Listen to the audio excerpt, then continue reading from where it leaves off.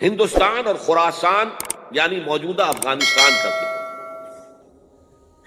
ابن ماجہ کی روایت ہے ان عبداللہ ابن الحارث رضی اللہ تعالی عنہ قال رسول اللہ صلی اللہ علیہ وسلم یخرج ناس من المشرق یؤتئون للمہدی یعنی سلطانہ، یعنی سلطانہ، دونوں طرح سے پڑھ سکتے ہیں۔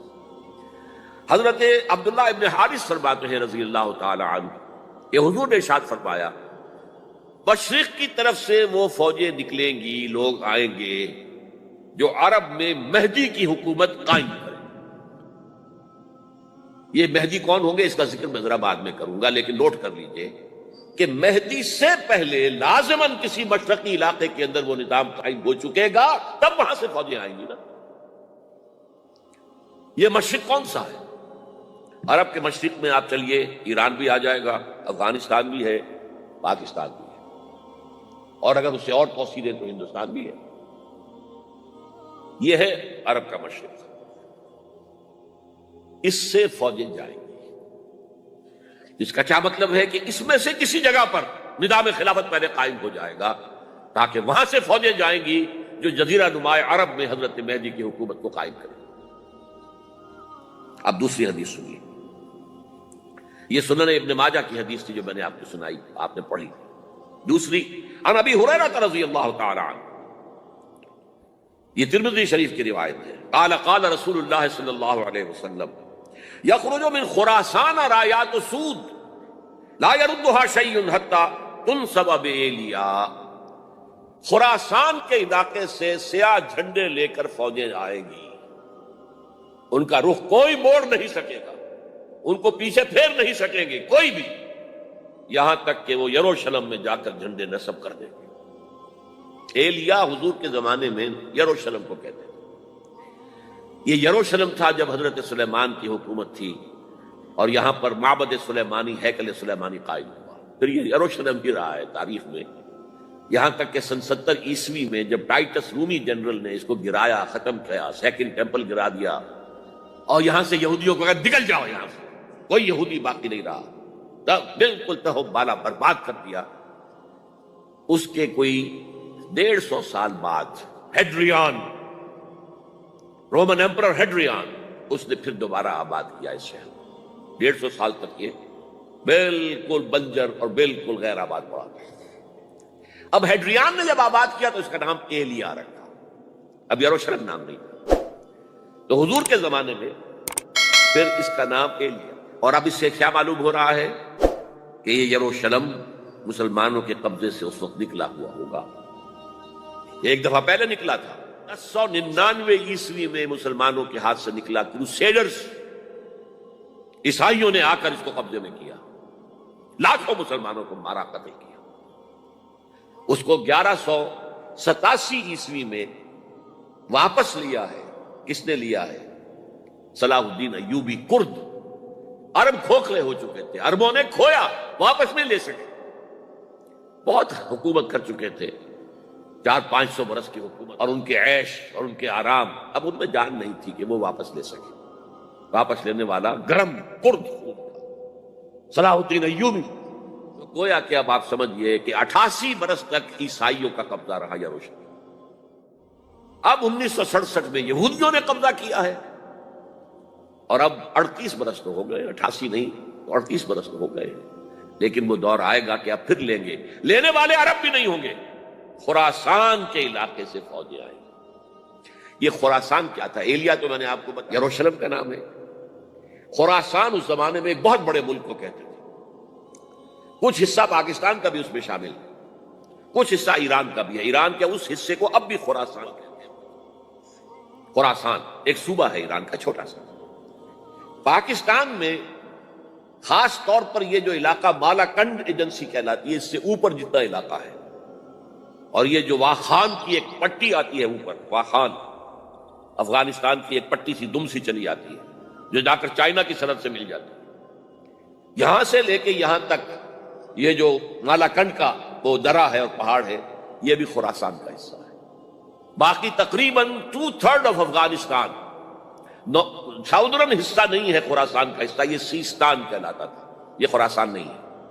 لیکن یہ کہ اوپر کا 2/3 آف افغانستان اور اس کے ساتھ یہ جو عرب جو اب یہ ترک ممالک آزاد ہوئے ہیں سوویت یونین کے ڈسولوشن کے ساتھ، یہ سارا علاقہ کہلاتا ہے خراسان بزرگ، دی گریٹ خراسان۔ ایک مرتبہ ایک یہاں کا جو کونسلیٹ ایران کا وہ آئے تھے میرے پاس، ان کے ایک اہم آدمی، ان سے میں نے پوچھا خراسان، تو پہلے تو ان کا خراسان ہمارا ہے صوبہ، نہیں مجھے خراسان، او خراسان بزرگ، وہ جو آپ دی گریٹر خراسان کی بات کر رہے ہیں وہ یہ تھا۔ پھر میں نے اور ذریعوں سے بھی تحقیق کی، پہلے خیال تھا کہ پورا افغانستان اس میں شامل ہے، لیکن اب معلوم ہوا کہ نہیں، یہ جو جنوبی حصہ ہے یہ سیستان کہلاتا تھا، کچھ بلوچستان کا حصہ اس میں شامل تھا اور کچھ یہ جنوبی حصہ افغانستان۔ یہاں سے فوجیں جائیں گی اور یہ فوجیں جا کر خراسان سے چل کر ایلیا پہنچیں گی، یروشلم پہنچیں گی اور اپنے جھنڈے گاڑ۔ اس کا جو نتیجہ نکلتا ہے وہ آپ سمجھ لیجئے۔ اس میں بھی اب میں اس سیر ترجمان القرآن اقبال کا ایک شعر آپ کو سنا رہا ہوں۔ ایک تو انہوں نے جو اردو میں کہا تھا،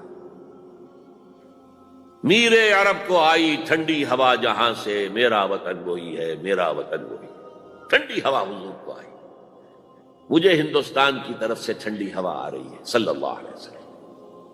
اس کا جو ہے حوالہ مجھے نہیں مل سکا ہے اب تک، لیکن لوگ مانتے ہیں کہ ہاں ہے، حدیث ہے، پڑھی ہے ہم نے، لیکن بتا نہیں پا رہے ہیں۔ اور ظاہر بات ہے کہ حدیث کا ذخیرہ اتنا وسیع ہے کہ اس میں سے تلاش کرنا آسان کام نہیں، اور اقبال کو کافی علم تھا ان چیزوں کا، تو اس کو بغیر کسی بنیاد کے نہیں کہہ سکتا، میر عرب کو آئی ٹھنڈی ہوا جہاں سے، میرا وطن وہی ہے، میرا وطن۔ لیکن اس سے بھی زیادہ جو بات ہے وہ علامہ اقبال کا ایک شعر ہے جس کے پہلے مصرعے میں تو حضرت مہدی کا ذکر ہے، وہ میں بعد میں اس کا ذکر کروں گا جب ان کا وقت آئے گا۔ خضر وقت از خلوت دشت حجاز آید بروں، خضر وقت، وقت کا خضر، میرے نزدیک وقت کا مجدد حضرت مہدی، وہ خلوت حجاز سے باہر آئیں گے۔ خضر وقت از خلوت دشت حجاز آید بروں، کارواں زی وادی دور و دراز آید بروں، کارواں اس وادی دور و دراز سے چلے گا۔ یہ وادی دور و دراز کون سی ہے؟ وادی سندھ۔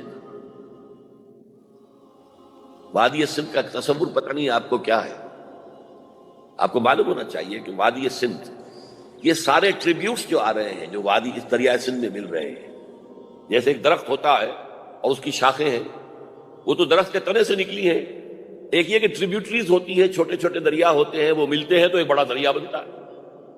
یہ ٹریبیوٹریز مشرق سے بھی آ رہی ہیں سندھ میں اور مغرب سے بھی آ رہی ہیں۔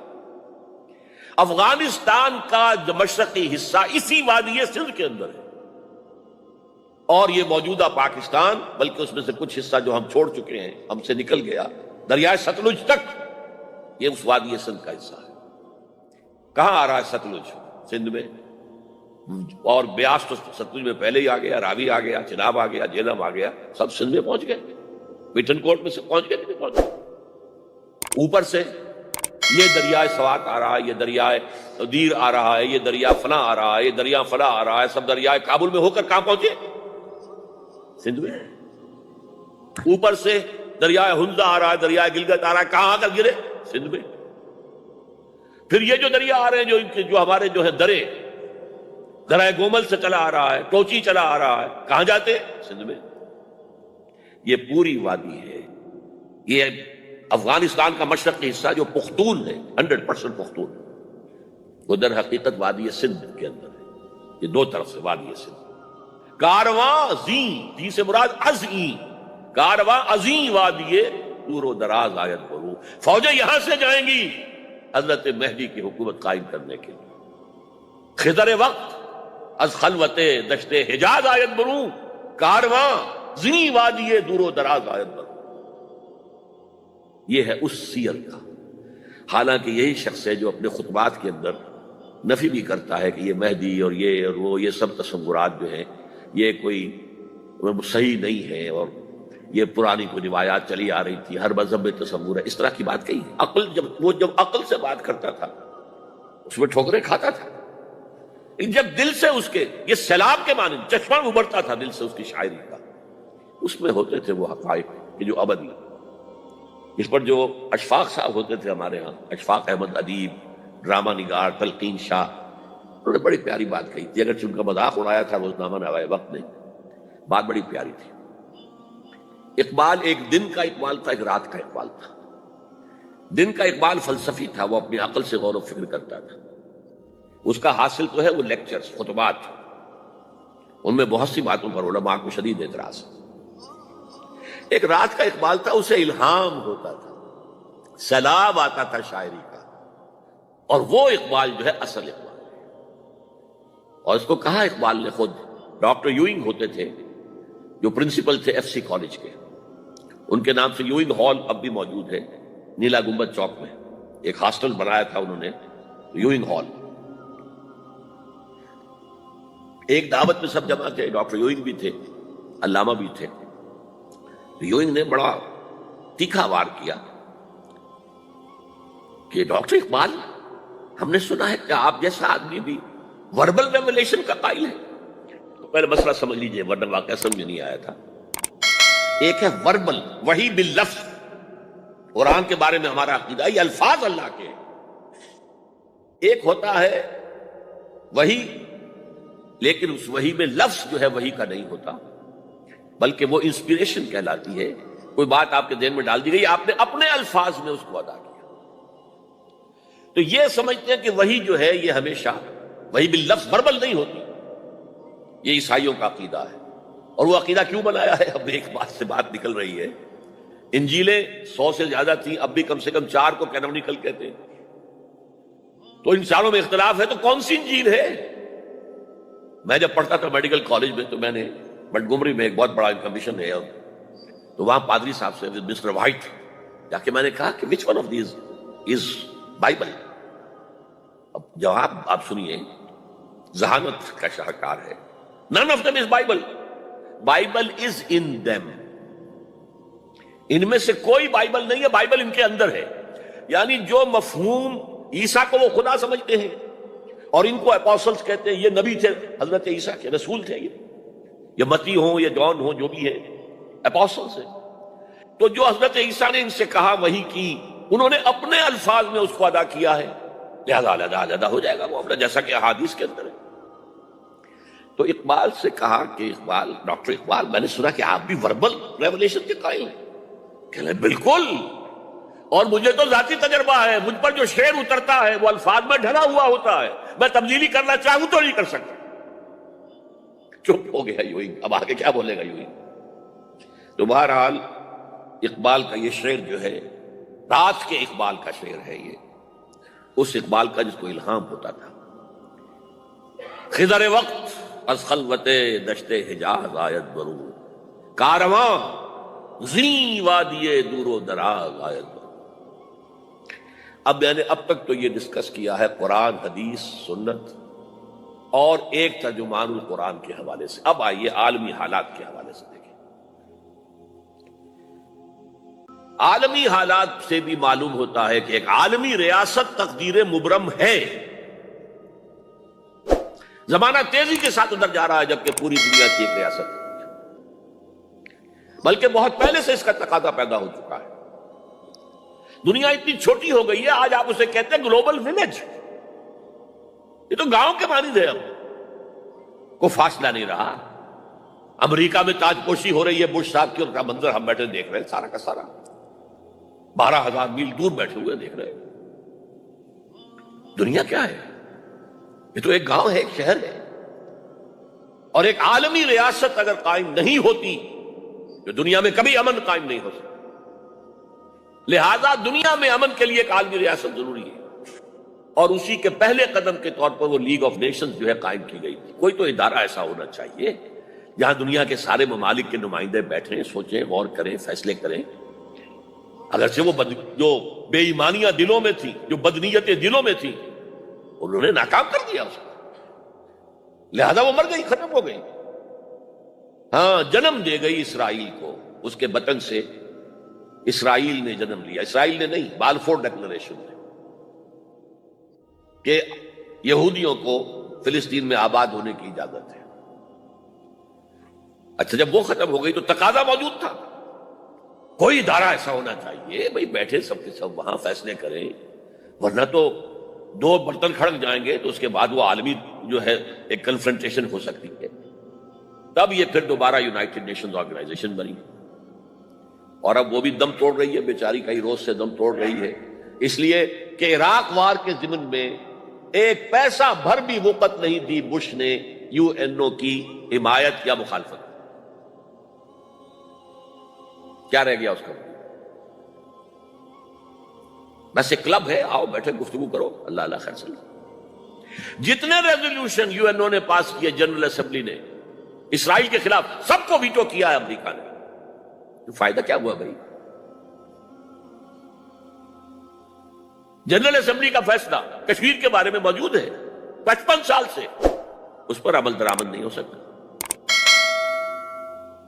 تو وہ در حقیقت جب عدل انسان کے اندر نہ ہو، اللہ پر ایمان اور یقین نہ ہو، آخرت کے محاسبے کا احساس نہ ہو، تو کوئی بھی آپ ادارہ بنا لیں فیل ہو جائے گا.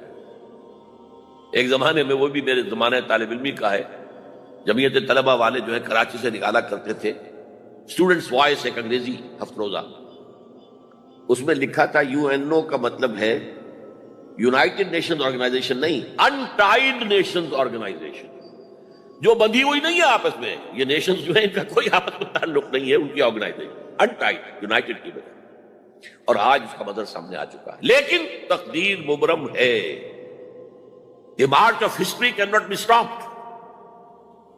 چاہے نیو ورلڈ آرڈر آئے، چاہے جسٹ ورلڈ آرڈر آئے، آئے گا ورلڈ آرڈر، جس میں کوئی شک نہیں ہے. گلوبلائزیشن ہو رہی ہے، ٹرپس کا معاہدہ ہو رہا ہے.